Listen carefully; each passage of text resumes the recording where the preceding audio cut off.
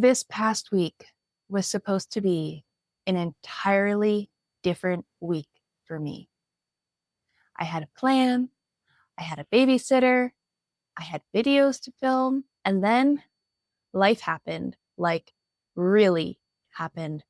We got a call Saturday night that my sister and her whole family were headed to the ICU after a horrific accident, and everything had to shift. And it became a bare minimum week for me. The old me, 2016 K, who I've talked about before, probably would have spiraled.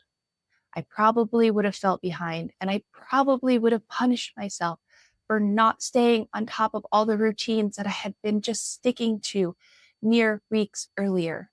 But today, this K, I didn't spiral. I didn't feel behind. And the reason is because I stopped making the number one planning mistake that most people make when they set up their weeks. You may be asking, what's that mistake? That mistake is planning like nothing will go wrong.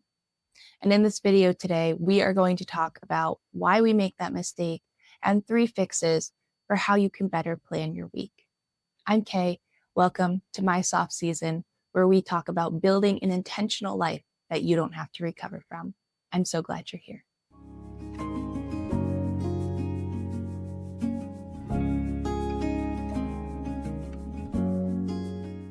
So we sit down on Sunday. We open our planner. It's a beautiful, fresh, new week. We plan the perfect week. We have great intentions, full energy, no interruptions in mind. And we're planning it out. Everything is clicking. And we think, wow, we can do everything we want to this week. But then Monday hits. Your kiddo has an ear infection. Tuesday hits, and something goes wrong at work. Wednesday hits. Maybe there's a family emergency or something crazy with the weather that derails your plans. Suddenly, you start feeling like you're behind. You start feeling like your planner is a mess. You're not sure where to go from here. And it's not because you're lazy. It's not because you're undisciplined. It's not because you're bad at planning. You feel behind and chaotic because you planned a perfect week for a version of your life that doesn't exist this week. And honestly, I believe this is hustle culture in disguise. I believe that even in our planning, we are being told that we should always be filling every moment. You should be able to operate at full capacity. If you set a plan, you should stick to it. But then real life comes in and is like, no. So I want to give you 3 fixes for things that you can do when you're planning your week to hopefully help you not feel like everything has to fall apart when life gets messy. Number 1, I want you to anchor your week. I don't know if you've ever heard of the metaphor with the rocks, pebbles, and sand, where if you fill a jar with sand, there is actually no room to put rocks and pebbles inside. But if you start with the rocks, then you can sprinkle in the pebbles, and then the sand fills in the cracks, and you can fit a lot more in a jar. That is kind of the same idea. I want you to open your planner and set your week up Monday through Friday with your most important anchors. These are your rocks, the things that don't move, deadlines, kids' appointment, the non-negotiables that have to be done this week, especially if they're time bound. These become your anchors for the week because they are what you build around. Because if you're starting with the nice to haves, the book club, the brunch, the play dates, the library group, then potentially your week might punish you for that. You might have too much that makes your anchors feel stressful instead of done. So let's set our anchors first, set those rocks in your week, and then let's plan for what's realistic. Tip number 2 is match your week. I want you to plan your week based on the actual energy that you have. I am a big proponent of looking at our month ahead, but not planning until we get to the actual week. Because before you plan your tasks, I want you to ask yourself, what kind of week is this? Is this a normal week? Is this a push week? Is this a low energy week? or a bare minimum week. For me, it was a bare minimum week last week. And giving myself permission to treat it as such is why I was able to stay on top of what needed to get done. Because I don't believe that matching your energy to your week is giving up or being lazy or not doing enough. I think you can actually get more done. For example, in a low energy week, maybe we prioritize your admin tasks. We prioritize simple meals, picking one priority a day. We don't want to force ourselves to complete 3 to 5 tasks a day that then just make us feel like we did nothing because we couldn't get to everything.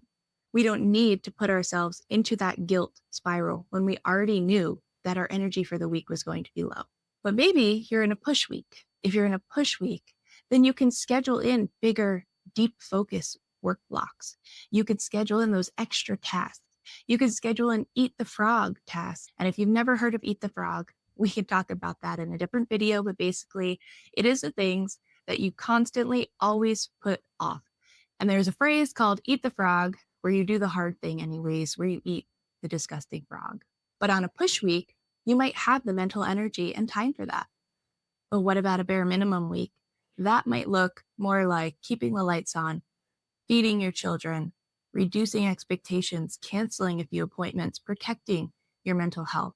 And you see how different each of these 3 types of weeks are? That's why I believe it's important, maybe on a Sunday, sometimes on a Monday morning, it depends on how your week works, to assess your energy for the week, to know what you are capable of.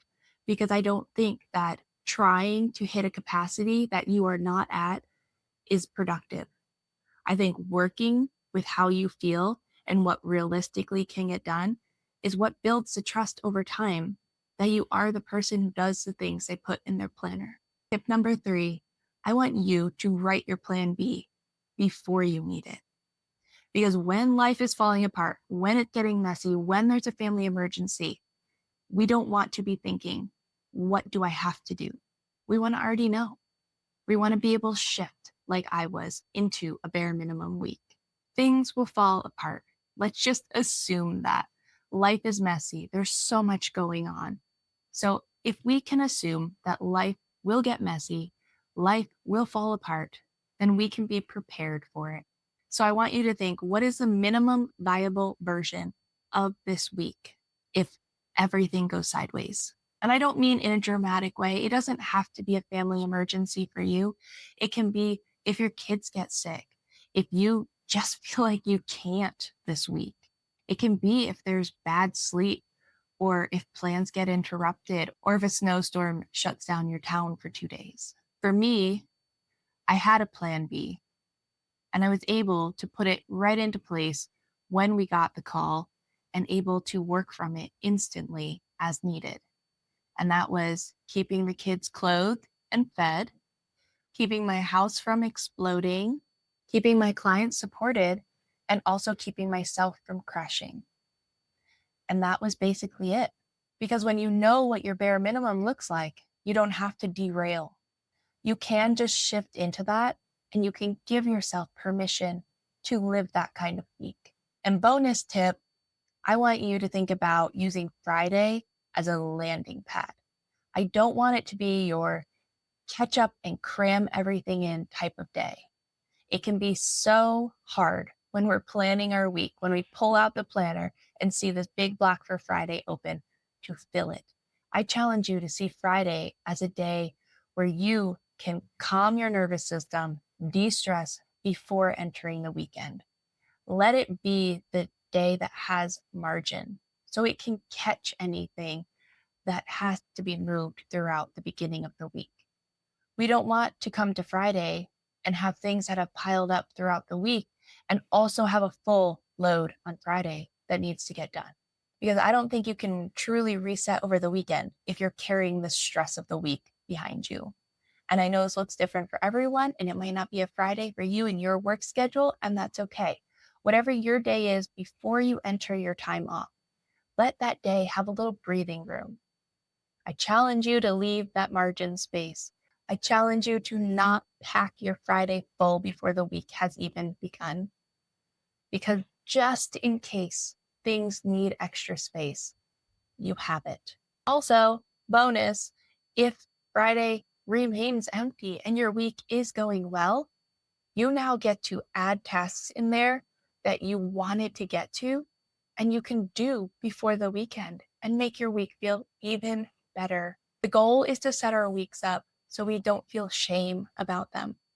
The goal is to work with our real life.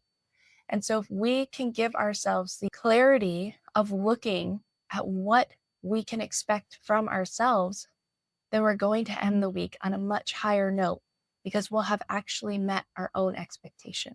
Last week reminded me, life does not care about your perfectly laid plan. But when you plan for a real life, not an ideal life, then you can bend with it and not break. I believe a plan that works with your real life, even if it's imperfect, will always be better than a plan for a perfect week that only works in theory. If you needed this reminder, I am so glad you found this video today. This is the kind of planning we talk about on this channel, about planning around an intentional life, not hustle planning, but real life. Next week, we're going to talk about something more tangible, what it looks like to declutter when life has reminded you what matters most. And I'm excited to see you in that one. Bye.